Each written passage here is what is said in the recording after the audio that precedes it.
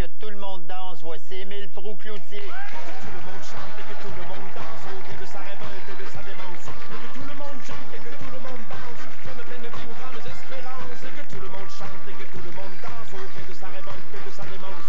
Et que tout le monde chante et que tout le monde danse, que tout le monde sache que la vie commence. Émile, bienvenue à Tout le monde en parle. Merci beaucoup. On connaissait déjà Émile Proulx-Cloutier, le comédien, le réalisateur. On rencontre aujourd'hui Émile, l'auteur, compositeur, interprète. Tu viens de lancer ton premier album qui s'appelle Aimer les monstres. Qui sont ces monstres?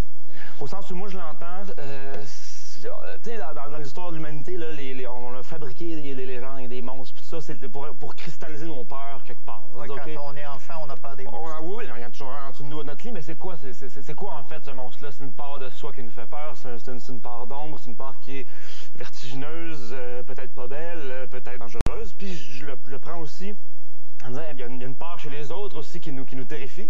Puis, ben moi, je me dis, j'allais présenter des personnages et j'allais y aller aussi beaucoup dans leur part d'ombre. Ils ont toute une part qui est monstrueuse.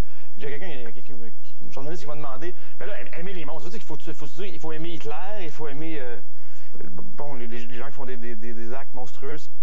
C'est pas ça que je veux dire. T'écoutes le disque. Non, c'est pas ça. C'est bien compliqué ton affaire.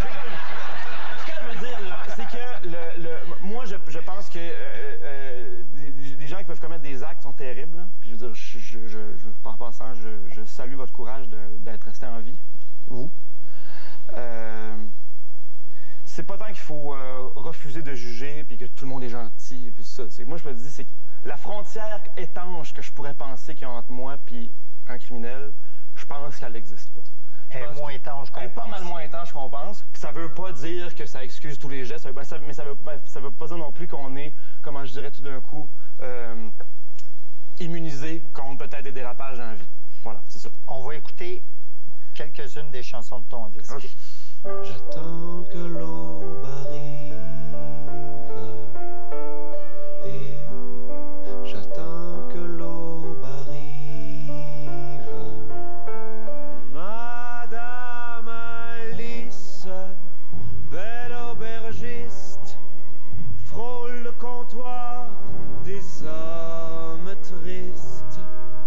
Leurs yeux dégustent son cou, son buste et ses genoux, sinon c'est pas juste. Leurs petits gars qu'on voit dans les films, ils ont l'air d'avoir toutes les réponses.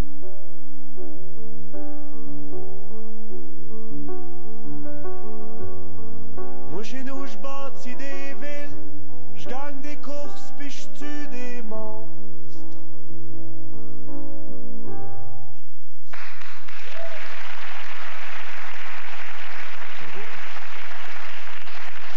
Le docteur Thomas aimerait ça l'avoir pour son neveu. Ça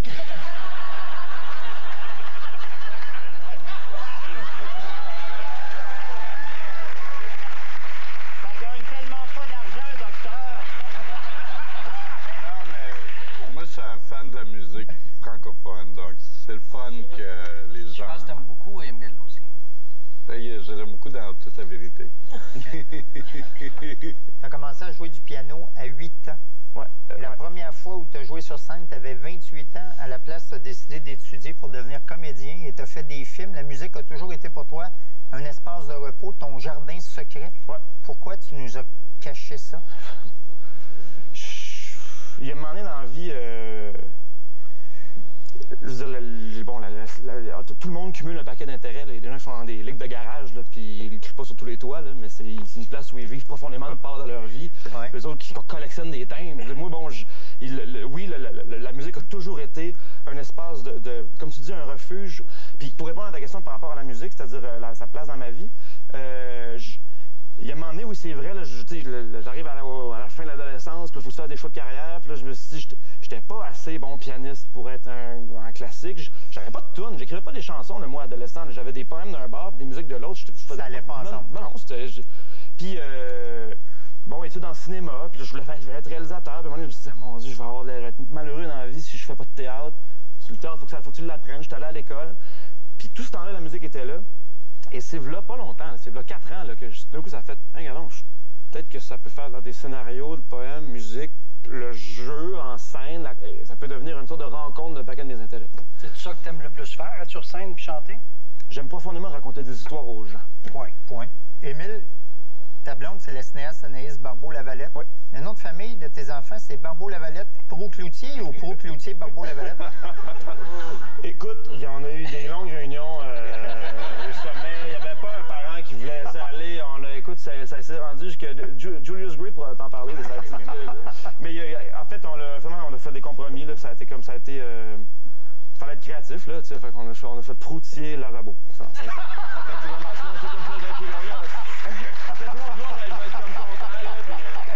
Puis, ça, c'est pas ça l'homme. Non, ben c'est très drôle. C'est pas important la réponse. À l'été 2011, tu as pris tes chansons sous ton bras, tu t'es présenté au festival en chansons de Petite-Vallée en Gaspésie. Ouais. Tu as pris tout le monde par surprise, tu es reparti avec 7 prix. Et au lieu d'enregistrer un album dans la foulée, tu as préféré attendre puis faire un peu de tournée. Pourquoi tu t'es imposé ce délai-là? Honnêtement, à Petite-Vallée, c'était la première fois que je montais sur une scène avec un clavier et que je chantais mes tunes devant du monde. Pas dans un petit bar, pas dans un...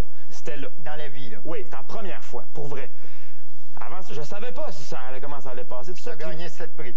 Ouais, mais non, c'est ça, mais j'ai reçu, c'est comme des grosses tapes dans le dos, là. Ça calme un syndrome de l'imposteur. Oui, puis ça m'a surtout fait, OK, il y a du monde qui ont le goût de cet univers-là, ça leur a parlé, tu le sais pas chez vous si ça parle à quelqu'un, ce que tu fais. Il n'y a pas un artiste qui le sait, il faut que tu ailles, à un moment donné, vérifier. Puis ça a été ça, à un moment donné, ça a été comme j'accumulais des chansons, ça a fait, OK, là, faut que tu, là aussi, il faut que tu plonges. Puis, en sortant de là, tout le monde m'a dit ça, m'a dit, OK, là, ça va faire un disque, t'as combien de tonnes? T'as-tu 12 tonnes? Faire un disque? Puis je fais, ouais, c'est drôle, non. Fait que là, ma réponse, c'était, je vais faire un disque dans 40 shows. Moi, je me suis dit, c'est une job, cette affaire-là. Je veux dire, moi, oui, j'ai fait du théâtre dans la vie, il y a des ressources ça servent. Ça sert, mais c'est pas la même job. C'est comme passer d'un sport à l'autre. Ta condition physique peut t'aider, mais il faut que tu apprennes le sport. Le contact avec le public n'est pas le même, la façon dont tu construis ton show n'est pas le même. C'est un métier. Puis moi, j'ai un respect pour ceux qui le pratiquent bien. Je me suis dit, je vais faire la même route qu'eux autres. On fait des spectacles, des petites places à faire en région. Des fois, tu joues devant 30 personnes, des fois devant 350. Puis, il y a du monde qui sont venus au spectacle, il y a du monde qui connaissait pas une toune, ils ont fait, on va l'entendre ça. Ils ont venus entendre 1h30 de chansons qu'ils connaissent pas. Pas connues. Non, mais, je les connaisse la face, mais ça dure 3 minutes. Là. Après ça, il faut que ce soit intéressant. Là. Si c'est pas intéressant ce que tu chantes, là, la soirée va être longue. Là. Mais là, tu vois, on te suit, là, mais c'est pas à cause de ta face, parce que t'es intéressant. C'est ça. Fait que La pièce titre de ton album, Aimer les monstres, est inspirée par un jeune garçon que tu as rencontré dans le cadre du documentaire Les Petits Géants, que tu as co-réalisé avec Anaïs Barbeau-Lavalette. Ouais. C'est un documentaire marathon, puisque vous suivez pendant 9 mois la préparation d'un spectacle théâtral et musical par une poignée de jeunes d'un quartier défavorisé. On va regarder un extrait de la bande-annonce maintenant. Okay.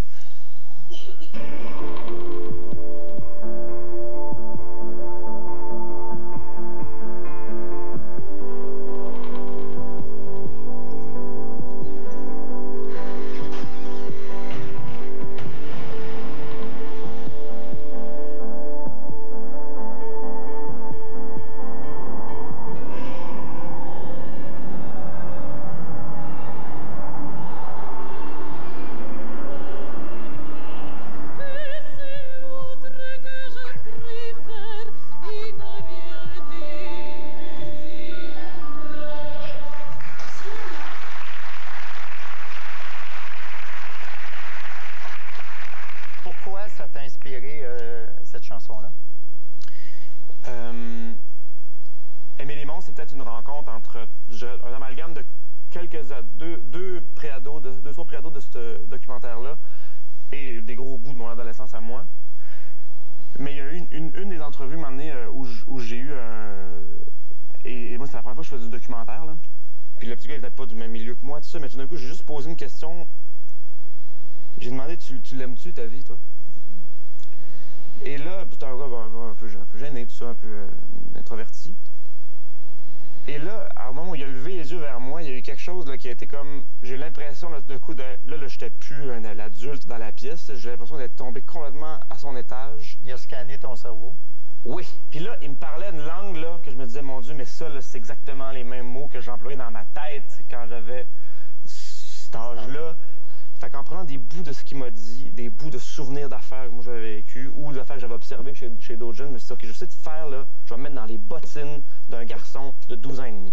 sais, puis il y a des sensations d'être invalide dans le monde, là. Puis il y a une affaire qui est sortie, à un moment donné, ça a fait, j'ai tellement plus le goût d'avoir hâte, je suis tellement bon pour faire semblant, remettez-moi dans la boîte, puis demandez un remboursement. À un moment donné, ça a comme fait, quand j'ai mis la main sur ce quatrain-là, ça a fait, c'est de même que je me sentais comme, pas comme quelqu'un d'horrible, juste comme quelqu'un de, t'es mal fabriqué, ah ouais, va-t'en, retourne dans chez le fournisseur, t'as pas d'affaires ici. J'avais l'impression de pas, et pas que mes parents m'ont pas dit ça, là, c'est moi qui me disais ça dans ma tête. Là, ils l'apprennent ce soir. Mais sauf que puis, tu sais, après ça, la poésie, ça sert à ça, tu sais, puis ça sert pas à faire flotter des affaires au-dessus de la vie des gens, je pense que ça sert à parler de la vie des gens. Parce qu'il y a un gars à ta droite qui fait flotter des affaires au-dessus de la vie des gens.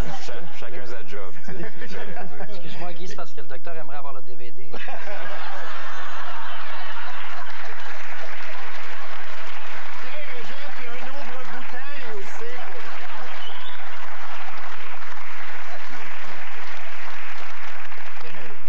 Plus tôt cet automne, on a pu te voir dans le premier long-métrage de Mathieu Roy, L'autre maison. Oui. On avait reçu Marcel Sabourin Et Mathieu. sur ce plateau et Mathieu. Et tu interprètes dans ce film-là avec beaucoup de justesse et de sensibilité un aidant naturel déchiré entre sa volonté d'aider son père qui est atteint d'Alzheimer et son désir de s'accomplir. Manon. J'avais 7 ans. C'est la première fois que je prenais l'avion. Puis à un moment donné, le pilote, il nous a dit, OK, regardez à votre droite dans le hublot.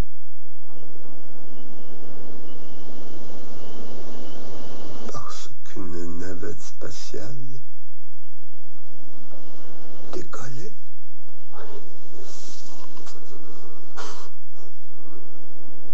C'était magique.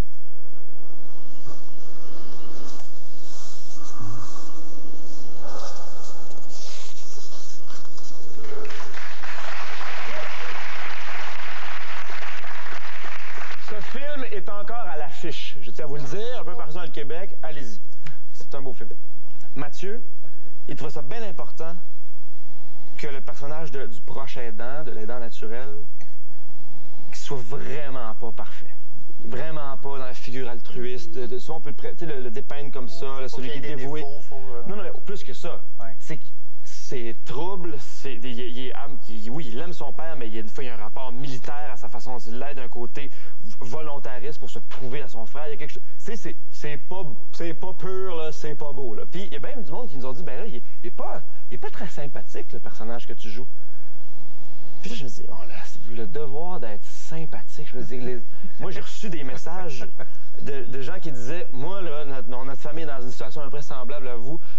Merci d'avoir été imparfait, parce que ça fait remonter des affaires qu'on ne veut pas voir. Puis moi, je me disais, ben, moi, mon plaisir d'artiste, c'est ça. C'est d'aller à une place où, OK, ça sera peut-être pas joli, mais ça sera peut-être pas sympathique tout le temps, mais ça va ressembler à ce qu'un humain est à peu près. Là, Danny. Je t'ai écrit une carte. Tiens-toi-en au texte.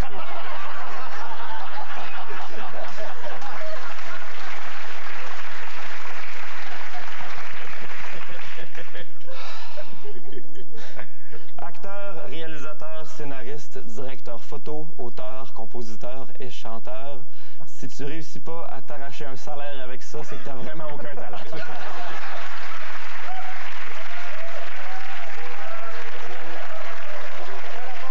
Yann Roy, Mathieu Saint-Onge et Simon Jourdois.